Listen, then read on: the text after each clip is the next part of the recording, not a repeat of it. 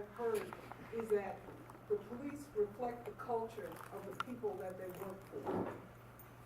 So, in the case of Ferguson, doesn't seem quite right, and Staten Island could be right.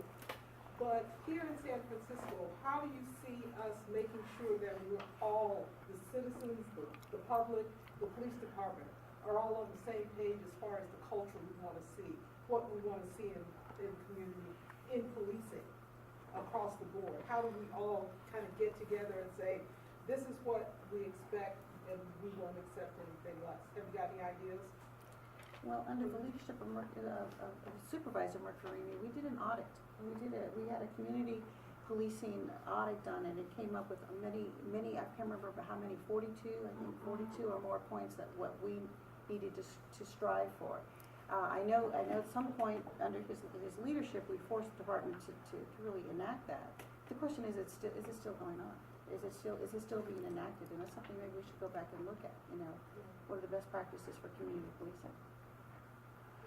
Tisha, do you agree with that, or you see some other ways to get that done, to make sure the community knows that that's even there, because I didn't know it was there, so to make sure that the information gets out there? I think that it would be great if the police department could go into the community and have a day where they give this information to the community and provide some kind of like more festivals and activities and things like that, block parties. I go to school in New York because I'm in grad school there, but when you have a block party, the police officer will stay there with the fire truck that usually comes. In Brooklyn, that's how they have block parties, and you make the request for the block party through the police department, and that ensures that the police officer is there and he's hanging out with the community during this event. So having more recreational activities with the community would be ideal. Having more basketball games with the community would be great too. And the Richmond police chief, he marched with Black Richmond community members in California with a sign that said Black Lives Matter. And that picture went viral because he is a white male police chief stating unapologetically that he agrees that Black Lives Matter and that we need to, as a police department, pay attention to the way that we treat Black and brown people when we go out and police. And so I think that having more sensitivity training and letting that be okay to express that Black Lives Matter and the way that we run our department is going to be reflective of that, and the way that we interact with the community is going to be reflective of that. Stevon, would you like to comment? Yeah, well, I think the sharing of success stories between that the police department actually have accomplished is we don't really hear about. So that's something that we need to see more of. I know that there are elected officials and police officers working really closely in communities to work with families, but we don't hear about those stories. One thing that Tisha just brought up, I think that is a comparison to our city. I haven't seen or heard our police chief or our mayor say anything about Black Lives Matter or what happened in Ferguson. Not a letter saying, I'm sorry for your loss. Not silent, absolutely silent. And so I'm still waiting to hear something from his office or our police chief. I do think our police chief has been incredible at showing up to things when he is questioned. After Alex was killed, he was at Flint Elementary taking questions from the community. That was a very tense moment, but he showed up when there was an assembly put on at Mission High School by students, and Mike Brown's father came. Chief Sir was there. So I think if it's going to be a person in a leadership role that can really work to mend some of these relationships, he's definitely shown that he's willing to show up and have conversations.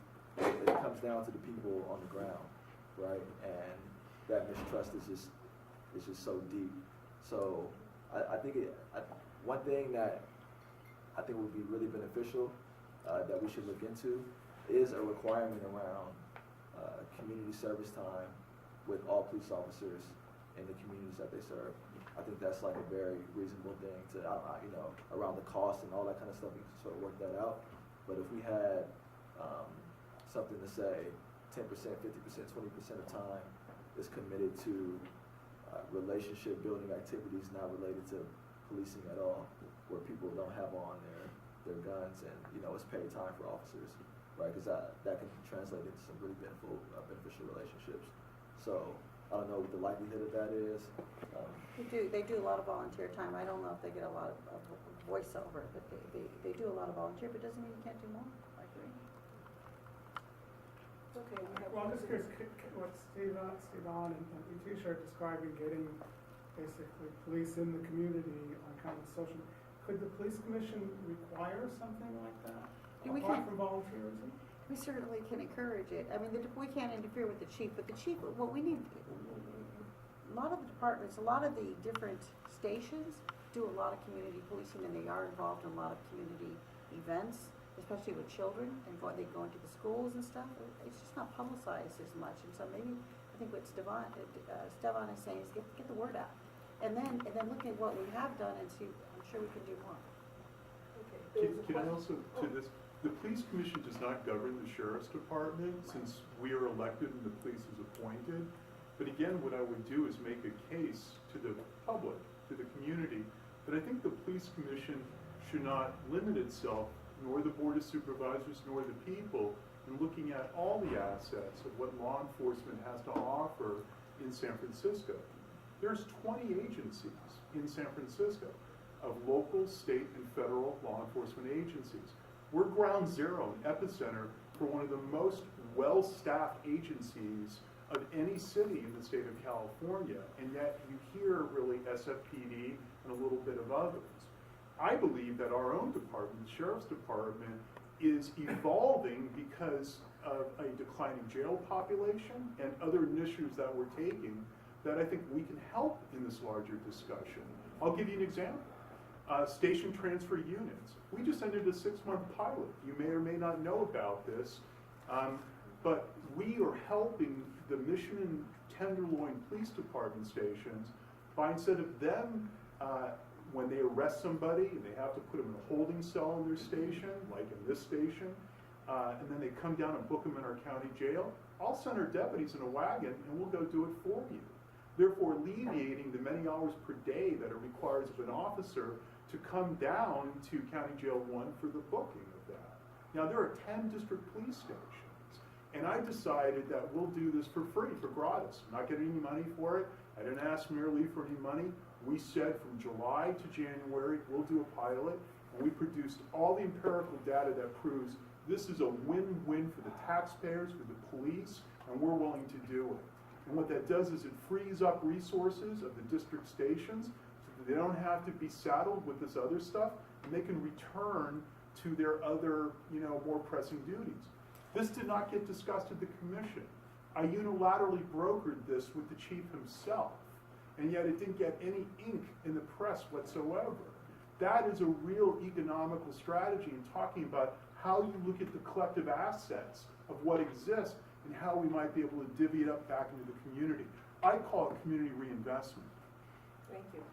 There was a question in the back, the gentleman with the Hi. pretty jacket. One of them, everybody. I have a couple points, but just in case I don't get to the second one, I'll just mention one. So, the area of technology, right? I hear about the video topic. Obviously, militarization of technology is going to get a direction, right? I'm a little puzzled, and I'd like to understand maybe if it has been looked into any detail, really using technology to avoid a lot of these Fergusons. I mean, there's got to be a way. I'm pretty sure there is a way that you can be 100% sure a person does not have a gun or does have a gun. I think And has that been looked at by anybody in this country? Because there's sensors. I mean, the technology today is unbelievable, right? So, I forgot the child's name, Tamar Rice. Tamir Rice in Cleveland. yeah. So the officer described that young boy who was 12 years old as being 26-year-old monster. So he saw him as this giant black Hulk-like figure, and he was a 12-year-old boy with a toy gun.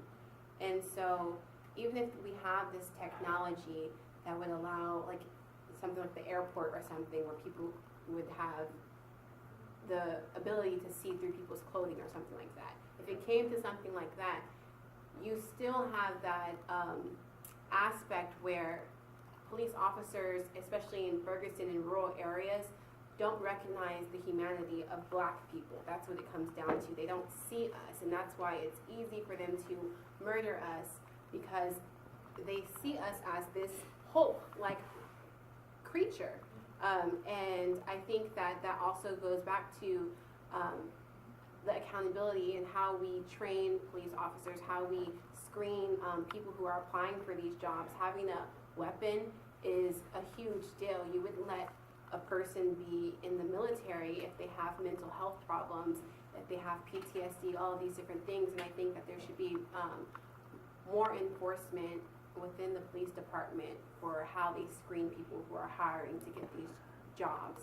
And so I think technology wouldn't be the solution if the mentality hasn't changed.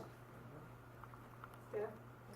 I've been feeling for a long time that a lot of people get into the role of police officers and their ego gets older. And a lot of what you guys are saying makes sense, but how do you get them to really accept it? You know, I mean, one of the things I remember from the community policing, well, first of all, if you live in the community, you don't fear the community. I think a lot of times the reaction you have is a fear, and that's important. But one of the things that we learned about the community policing is that it doesn't get the promotions, it doesn't get the glory that it should get. It should from the top down, it should be the most prized asset for the officer if he can be active in his community, know his community, and really excel at community policing. Those are the people who need to be raised up, lifted up, celebrated, and brought through. And it comes from the top down, but then you build it from the bottom up.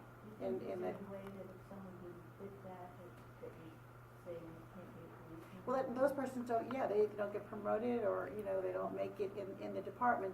But I just think that value, where you put the values in your department and how you reward your people, is one of the things that needs to be changed. But that sets it up for a confrontation with the union. And so one of the strongest unions in San Francisco is the Police Officers Association. And I have to deal with our own unions internally within our department too. So as a department head, that's a fact of life. So if in fact that you're talking about a principle or value or strategy that community would like, but the union does not, then who mediates that concern? And I think that that's where the other organs of city government come in, like a stronger mayor, who has, I think, a more robust and inclusive vision of community policing that does not exist today, and the supervisors that govern each of these districts to help mediate those concerns. But frankly, my take is everybody's scared. Everybody's afraid of the weight that will then be applied if you don't agree with some of these more powerful institutions. And I think that we saw that with the New York City Police Department. The mayor spoke out against the police brutality happening, and the New York police chief said that he's turning his back on the mayor. And so that shows the complete and utter disrespect for the person who's supposed to be running the city. And a lot of people also said that it's because the mayor has an African American wife and a biracial child. And so he's looked at as a black person by association. And so just that the sentiment of if you speak out against police officers, like with the football players who have been, or athletes who've been active within the movement, and they get fined by the NFL, and I think it was, I don't know if it was in Cleveland or a place like that, but the police chief asked for the football player to apologize. St. Louis Rams. It also happened in another area too, to one person who wore a Black Lives Matter t-shirt, and the St. Louis Rams that happened with those 3 individuals. But these 2 different police departments asked those athletes to apologize for demanding justice. And no one should ever have to say sorry for demanding justice. And I think that's like what we should be addressing when we're talking about how do we create policy change, is how do we take that power away from the police department to feel like they have the right to tell someone to say sorry for demanding justice. You know, is that policeman who did the murder in Ferguson, Missouri, but then there was one who shot somebody in the paper that was a month ago and just left him on the street. Yeah, I think, back to your original question about how you get them to have it stick. You're talking about work that requires changing hearts and minds, and it's an interesting parallel with the work that happens in education, because we have these same issues around effective teachers and teachers really understanding their students and seeing how their bias may play out in the practices when they're educating young people.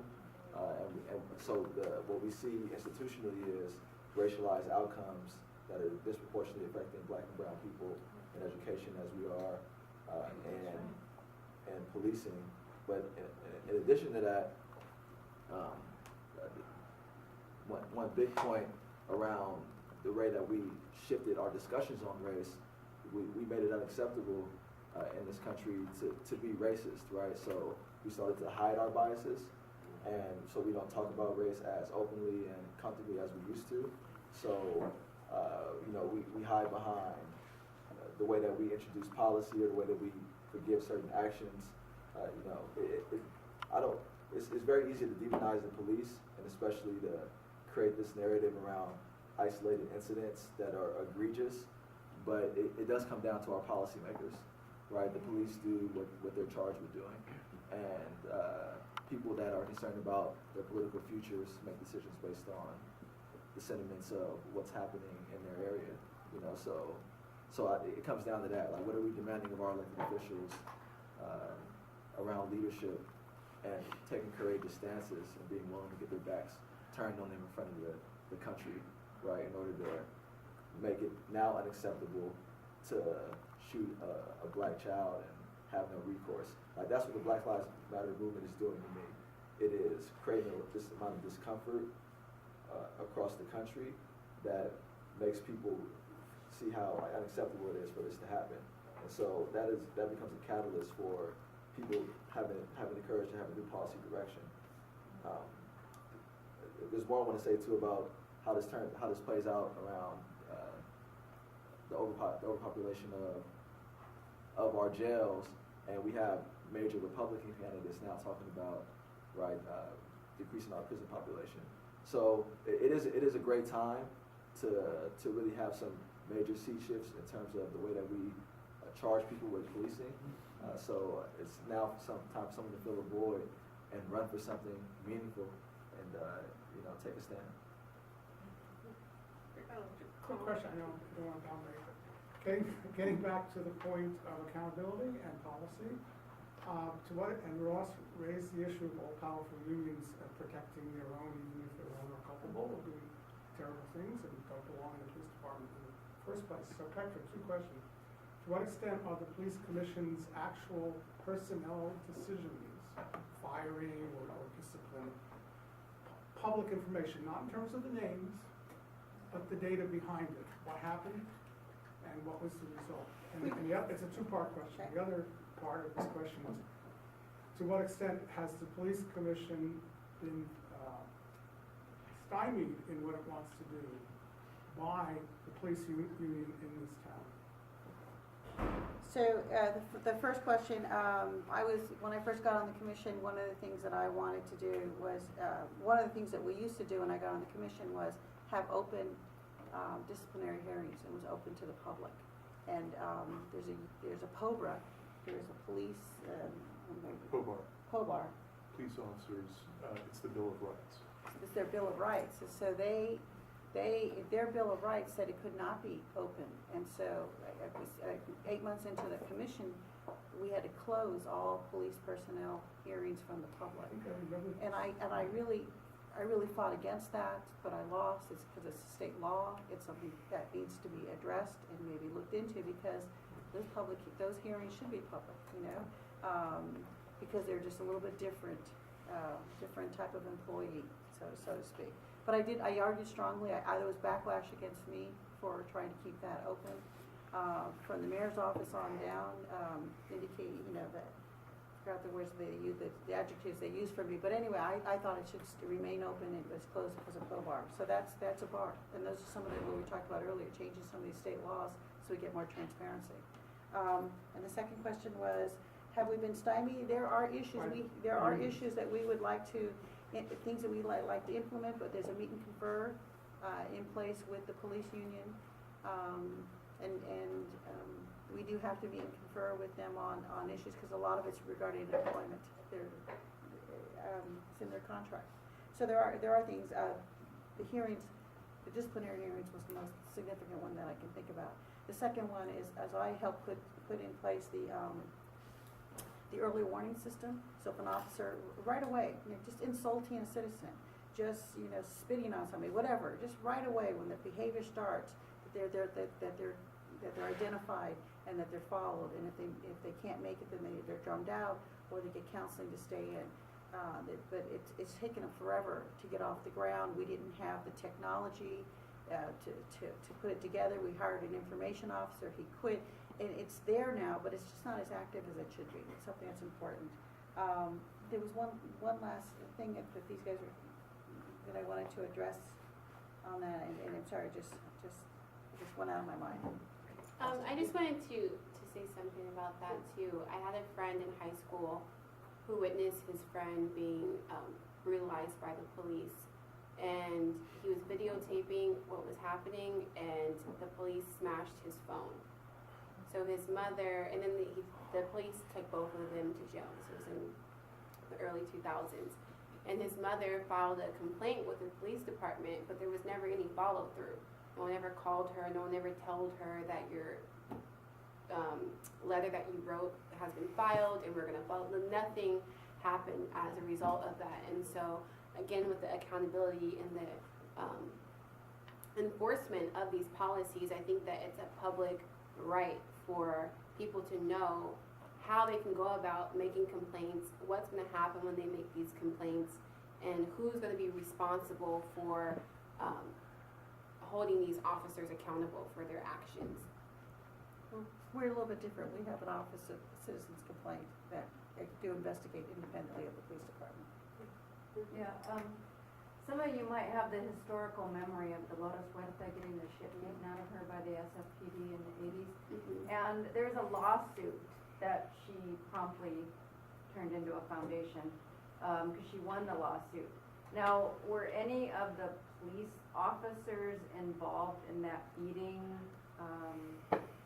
Did they have to pay out of their own salaries, or was it all the city paying them? I was not the commissioner at that time, but I don't know the intricacies. And I just wonder if that's I mean, it seems like as an accountability measure, it doesn't really work if someone else is paying for someone else's bad deeds. But I do know that happened in the 1980s. I'm an attorney, so I know under civil law, you can go, you sue the city, but you can go after an officer on an individual basis. It's a larger hoop you gotta get through to get through his basic immunity, but you can do that. I don't know what happened in that case. Okay, it's getting close to our 9 o'clock end time. Okay, you can have the last question. Last Very question. good one.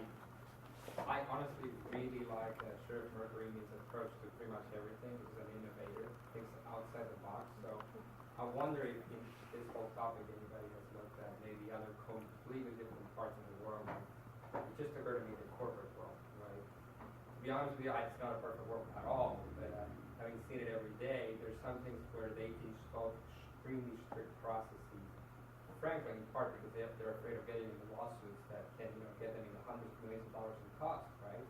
So as imperfect as the corporate world is, I wonder if somebody, and I think we have a dearth of people in government that have real corporate experience, but that doesn't mean that this cannot be done, has looked at exactly how these corporations take care of issues, many of which have to do with equality, with rights, and so on, and how they essentially, put a giant set of processes, and a lot of it is training, super strict training that everybody has to go through, to essentially make it almost impossible for these, quote, accidents, end quote, to happen to them. Because they know if one of them happens, they could get into real billion-dollar trouble, right?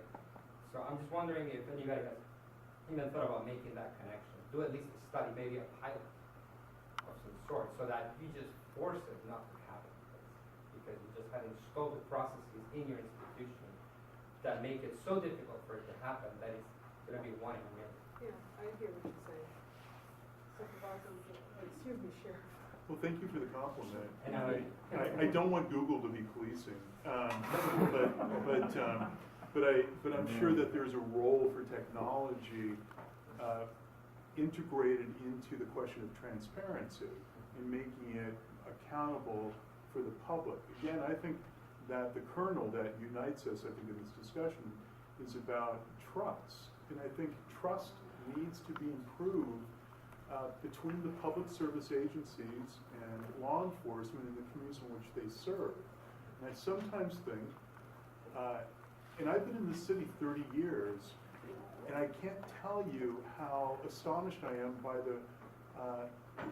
the rapidity of change just in the last 3 compared to the previous 27 in San Francisco. It's been intense what the changes have been in the last 3 years. And I think what's getting lost in that is people still hold on to the old image of San Francisco, but not looking at where San Francisco is and where it's going now. And I think that lulls us to a false sense of who we are. I think there has to be kind of a rewrite about what we do in community policing. I think it's important we deal with issues that I don't know if got discussed before I got here, but I think it intersects. I'll tell you one area, while we're making inroads in many different parts of our jail population, one area that is going to be an ongoing challenge for us and the rest of the city are people who suffer with mental illness. I don't see the city having its hands around this issue at all. But yet as sheriff, I reject the notion that our jails be substitute for mental health asylums. And yet I don't see really an alternative model for that. And many of those folks are African American, or they are brown skinned because they're of an economic class or a class where they've been disenfranchised that we're not addressing that. And I didn't hear that in the State of the City address recently, but what I did hear was the trumpeting that 5 hospitals are being built, but yet what wasn't said is that not a single one of them was required to have a psych bed. It used to be the requirement in the city that every new institution that was built would have a psych bed. And so what I'm seeing is this sort of, cutting corners around all this great growth and prosperity of San Francisco and looking back at the foundation of what I think needs to be the kind of San Francisco that we all have really wanted to live to its promise.